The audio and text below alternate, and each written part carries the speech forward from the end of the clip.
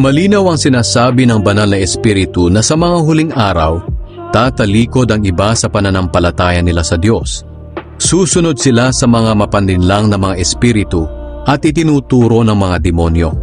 Ang mga aral na ito'y itinuturo ng mga taong mandaraya, sinungaling at walang konsensya. Ipinagbabawal nila ang pag-aasawa at ang ilang uri ng pagkain. Kahit na ginawa ng Diyos ang mga pagkain ito para tanggapin ang may pasasalamat ng mga mananampalataya at nakakaalam sa katotohanan. Lahat ng nilikha ng Diyos ay mabuti at dapat walang ituring na masama kung tinatanggap ng may pasasalamat dahil nilinis ito ng salita ng Diyos at ng panalangin. Magiging mabuti kang lingkod ni Kristo Jesus kung ituturo mo sa mga kapatid ang mga bagay na ito. At sa pagtuturo mo sa kanila, lalago ka rin sa pamamagitan ng mga katotohanan ng pananampalataya natin at sa tunay na aral na sinusunod mo.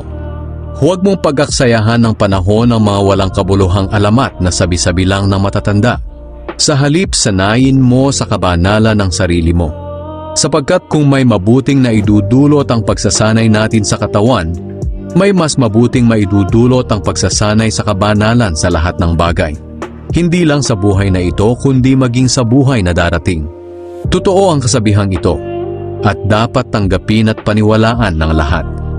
At ito ang dahilan kung bakit nagsisikap at nagtitiyaga tayo sa pagtuturo sa mga tao. Dahil umaasa tayo sa Diyos na buhay na siyang tagapagligtas ng lahat ng tao, lalo na ng mga mananampalataya. Ituro at ipatupad mo ang mga bagay na ito. Huwag mong hayaang hamakin ka ni numan dahil sa iyong kabataan. Sa halip, maging halimbawa ka sa mga mananampalataya sa iyong pananalita, pag-uugali, pag-ibig, pananampalataya, at malinis na pamumuhay.